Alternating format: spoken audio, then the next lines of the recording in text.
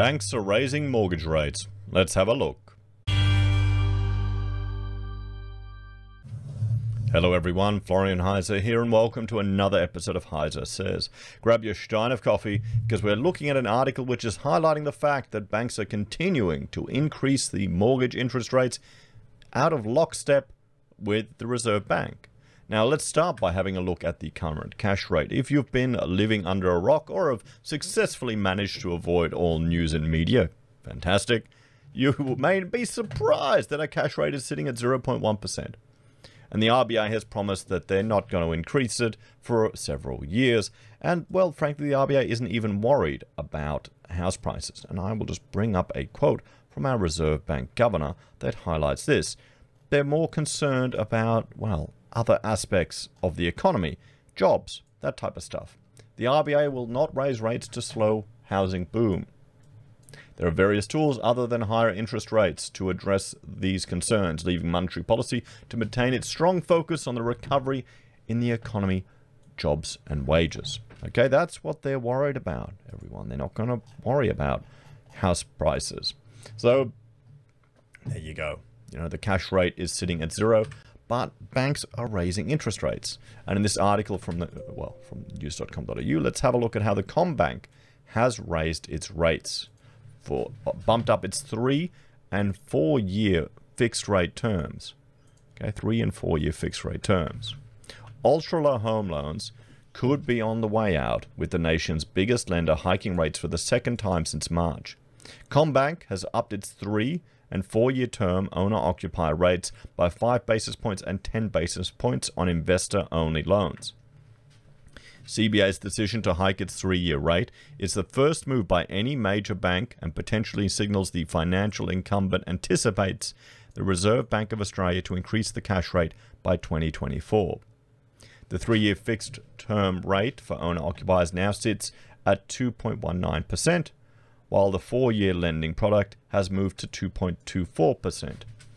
Rate City Research Director Sally Tyndall says the hikes are small, but point to further signs the lending market is rising.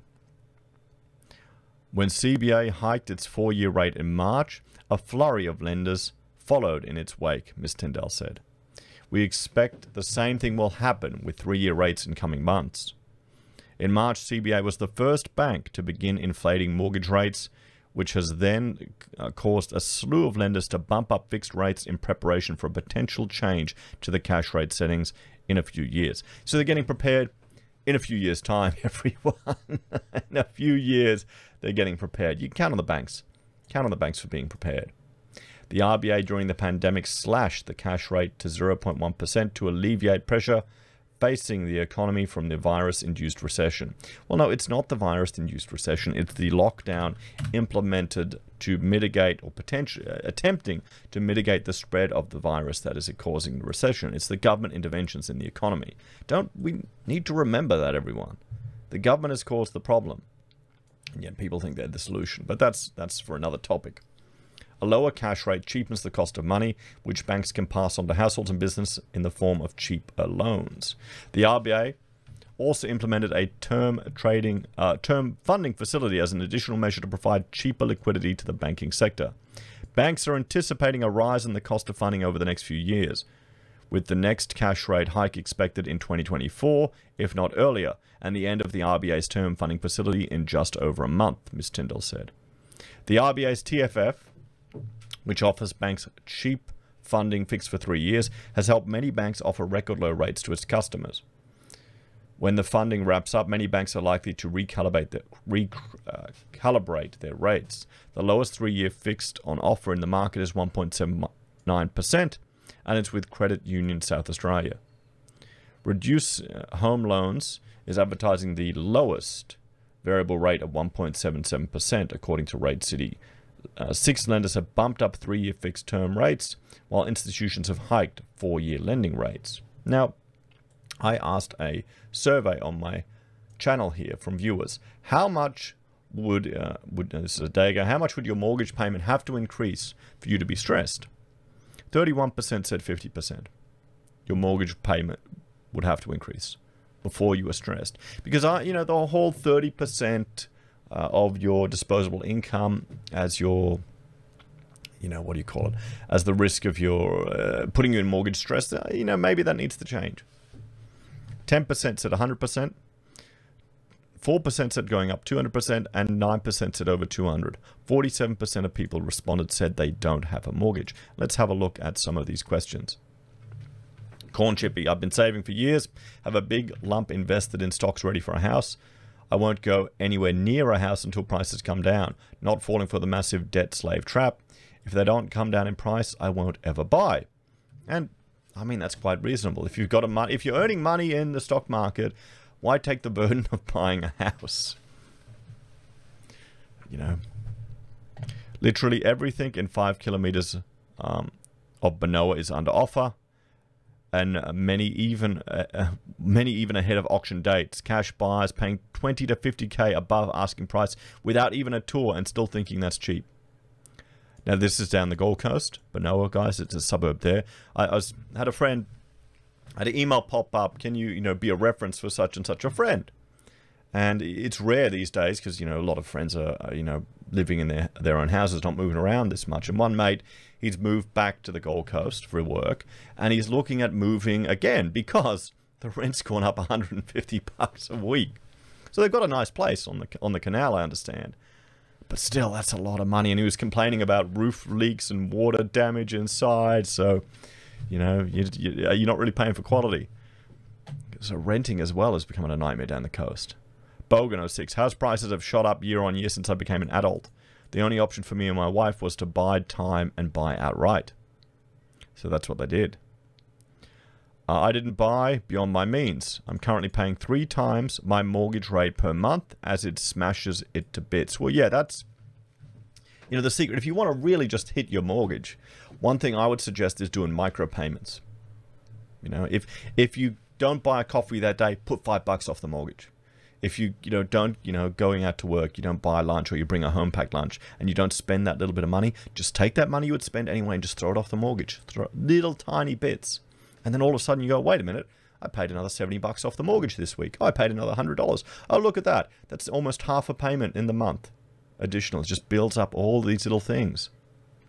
That's one suggestion I would put, and that's quite encouraging to start, really, really attacking it. And there's no cost in doing these little payments.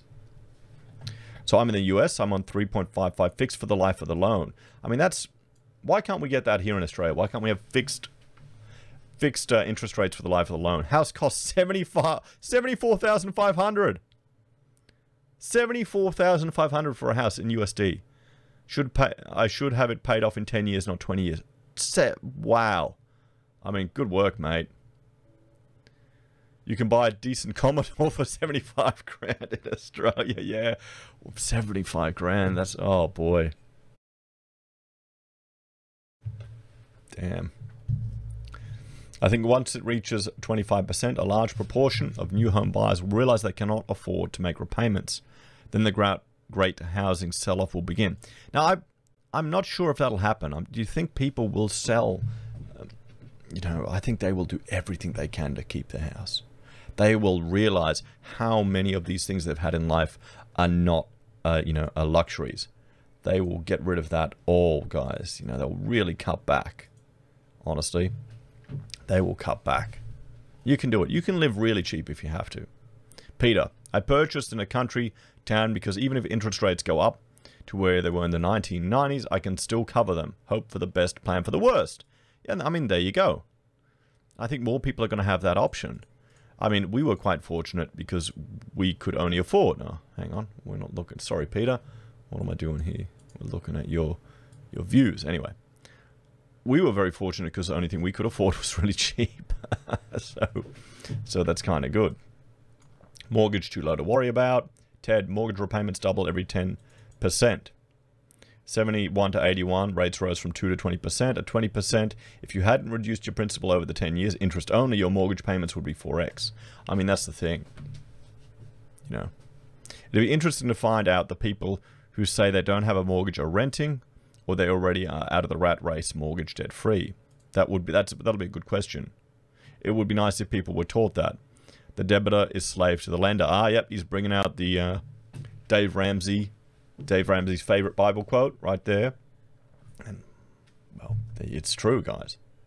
You know, most would assume they're renting. 1%. Who uses this data? Watchdog is so worried about this data. Mate, I'm using it. I'm using it here. You can't really... It wouldn't be worth to sell. You know, there's other organizations to do it. Oh, we got 2,500 votes. So, it's personal responsibility for mortgage holders to pay down faster. I won't accept in a few years homeowners complaining about increasing mortgage rates. Well, they'll be homeowner. They'll be homeowner. I reckon 10% will be enough to stress people out, to see some significant spending retreat over the overall economy. Now, here's the thing. That's a really good point there by Benjamin. Just a bit of an increase will probably be enough to change habits. And then how would that flow through the economy? I'm not talking about servicing the mortgage here, but rather retail spending and renovations. So I'll link to this, or you can find it on the community tab, guys, of the channel, if you'd like to make a comment. There you go. You can tell I'm playing Undertales at the moment with the kids. That's a good game. It's a really good game for the kids, you know. So if you click here on community, you can see all the posts and comments I make here if you want to participate. So what is the takeaway from this? And I think it comes back to financial literacy. You want to encourage freedom from debt to promote individuality. I think people's political opinions change when they're not, you know, beholden to debt. I think people are more, well, are braver. And generally a wider understanding or even exposure to Austrian economics. What a novel idea. Anyway, guys, thanks for watching. Please, wait, I'm not talking about that. Please like, share, or subscribe to the channel if you're a fan and enjoy the content I create here. There are a few ways you can support us. You can join us on YouTube or Patreon. You can sign up for SelfWealth or Stake. Use our affiliate links at Amazon, eBay, Independent Reserve, or AussieBroadband. Buy a merch from HeiseSays. Use Gold Pass from the Perth Mint, or support us via PayPal. Take care, everyone. Have a great day. I'll see you next time. Bye for now.